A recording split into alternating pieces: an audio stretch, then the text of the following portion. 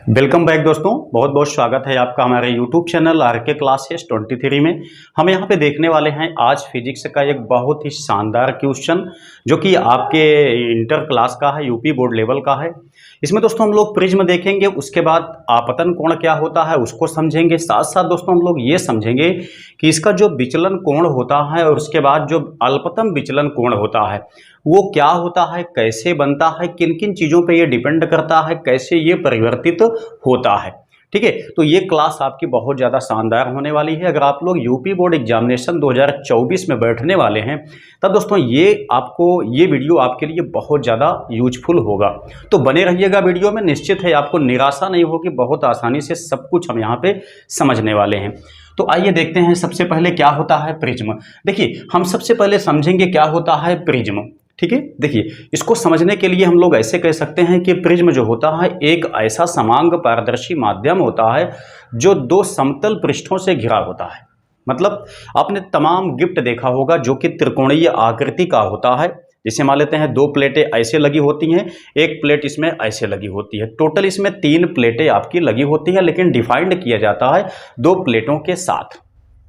ठीक है, इसमें दोस्तों क्या होता है, आपने जो गिफ्ट देखा होगा, गिफ्ट में क्या होता है कि बीच में खाली होता है, लेकिन एक्चुअल में जो प्रिज्म होता है यह ठोस होता है। कहीं पर भी कहीं भी खाली नहीं होता है, ठोस होता है और सभी जगह एक समांग पदार्थ का ये बना होता है। कहीं पर भी इसके अपवर्तनांक को घटा या बढ़ा करके नहीं बनाया जाता है, एक समान अपवर्तनांक का ये बना होता है। तो होता क्या है इसमें, ये तो बात हो गई प्रिज्म की। ठीक है, अच्छा, प्रिज्म में हम जानते हैं कि 2 घटनाएं आपकी जो होती हैं वो बहुत ज़्यादा यूजफुल हैं, बहुत ज़्यादा प्रचलित हैं। पहली बात तो ये है कि प्रिज्म से हम लोग जानते हैं कि प्रकाश का होता है विचलन। दूसरी बात क्या होता है कि दोस्तों प्रिज्म जो होता है यह वर्ण विक्षेपण भी करता है। मतलब देखिए, पहली बात यह है जो आपको बताया मैंने कि ये करता है प्रकाश का विचलन। मतलब अगर इसमें से हो करके कोई प्रकाश गुजरता है तो आगे जाने के बाद वो अपने मार्ग से विचलित हो जाता है। ठीक है, ये तो हो गया विचलन। सेकंड बात क्या है, वर्ण विक्षेपण। इसका मतलब ये होता है कि जब कोई श्वेत प्रकाश प्रिज्म में से होके गुजरता है तो गुजरने के पश्चात जब इसका अपवर्तन होता है तो वह श्वेत प्रकाश जितने रंगों से मिलकर बना होता है उन समस्त रंगों में ये डिवाइड हो जाता है। ठीक है, आपने पढ़ा होगा क्लास 10th में वैजानी हप्पी नाला या विब ग्योर पढ़ा होगा, उसी के हिसाब से ये 7 रंगों में अलग अलग हो जाता है। ये मेन काम होता है किसका, प्रिज्म का होता है।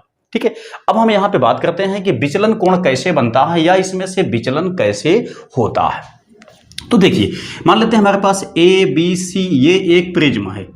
ठीक है, तो इस प्रिज्म पर जब कोई किरण आपकी आपतित होती है, मान लेते हैं एक किरण आपकी है प्रकाश की PQ, ऐसे ये आपतित होती है बिंदु Q पर, AB के पृष्ठ बिंदु Q पर। ठीक है, आपतित होती है। तो यहाँ पे देखिए हमने एक लाइन यहाँ पे खींचा हुआ है, ये वाला, इसको हमें NE नाम दे सकते हैं, यहाँ से इसको हम ME नाम दे सकते हैं।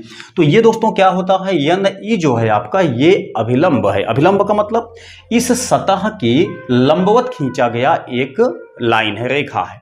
ठीक है, वैसे आपका ये जो ME है ये AC पर लंबवत खींची गई एक लाइन है। ठीक है, तो इसी को कहा जाता है अभिलंब। तो अब यहाँ पे देखिएगा, जब प्रकाश यहाँ से आपतन कोण, कोई भी आपतन कोण हो, यहाँ पर जब ये गिरता है तो गिरने के पश्चात ये आधार BC के साथ समांतर में निकल जाता है। जबकि हम लोग जानते हैं कि प्रकाश जो होता है वो सीधी रेखा में चलता है, तो इसको सीधे जाना चाहिए, लेकिन यही तो इसका काम है, ये विचलन कर देता है। ठीक है, ये सीधे देखिए प्रकाश को यहाँ पे सीधा ऐसे निकल जाना चाहिए था, लेकिन सीधा नहीं जाता है, ये यहाँ से विचलित हो जाता है। ठीक है, अभिलंब की ओर ये झुक जाता है, क्योंकि ये आपका वायु माध्यम है, ये आपका ग्लास है। तो हम लोग जानते हैं कि जब प्रकाश विरल माध्यम से सघन माध्यम में जाता है तो वह अभिलंब की ओर झुक जाता है, किंतु इसका उल्टा भी होता है, जब प्रकाश सघन माध्यम से विरल माध्यम में जाता है तब वह अभिलंब से दूर हट जाता है। ये आपने पढ़ा होगा प्रकाश के अपवर्तन के सिद्धांत में। ठीक है, तो यहाँ पे देखिए, यहाँ पे आने के पश्चात ये QR दिशा में यहाँ पे ये चला जाता है। अच्छा, जब यहाँ से देखिए ये क्या है, ये आपका एक माध्यम ही है, सघन माध्यम है, लेकिन जब यहाँ से पुनः निकलता है, वायु में निकलता है, मतलब इसका विचलन अपवर्तन होता है, तब देखिए इसको सीधा ऐसे निकल जाना चाहिए लेकिन नहीं निकलता है। ये क्या काम करता है, अभिलंब से दूर हट जाता है। ठीक है। तो ये इसका हो गया क्या चीज, विचलन। तो एक्चुअल में आप देखेंगे तो विचलन क्या हुआ, यहां से देखिए, इसको जाना चाहिए था सीधा ऐसे, लेकिन ये कहां गया है, ऐसे चला गया है। तो ये प्रिज्म की क्वालिटी है कि ये बहुत ज्यादा प्रकाश की किरण को विचलित कर देता है। अब ध्यान दीजिएगा, अगर हम यहां से PQ को, जो हमने यहां पे श्वेत प्रकाश आपतित किया है, इसको हम सीधा आगे तक डॉट लाइन से मिलाते हैं कि मान लेते हैं कि इसको सीधा ऐसे जाना चाहिए, तो हमने क्या काम किया, इसको आगे बढ़ा दिया। ऐसे यहां पे जो किरण आपकी अपवर्तित हुई है, इसको हमने पीछे बढ़ा दिया। तो ये देखिए, ये मतलब आपतित किरण यहां पे, उसके बाद ये क्या है, ये आपका अपवर्तित किरण है। अपवर्तित किरण को हम निर्गमित किरण भी कह सकते हैं। तो इन दोनों को जब हम पीछे मिलाते हैं तो ये यहाँ, इसको मान लेते हैं बिंदु D है, तो बिंदु D पर ये दोनों आपस में काटती हैं। जहां पे काटती हैं वहीं पे ये एक कोण बनाती हैं, बाह्य कोण। कौन सा कोण है ये, बाह्य कोण है। इसी कोण को कहा जाता है डेल्टा, और यही कोण कहलाता है आपका विचलन कोण।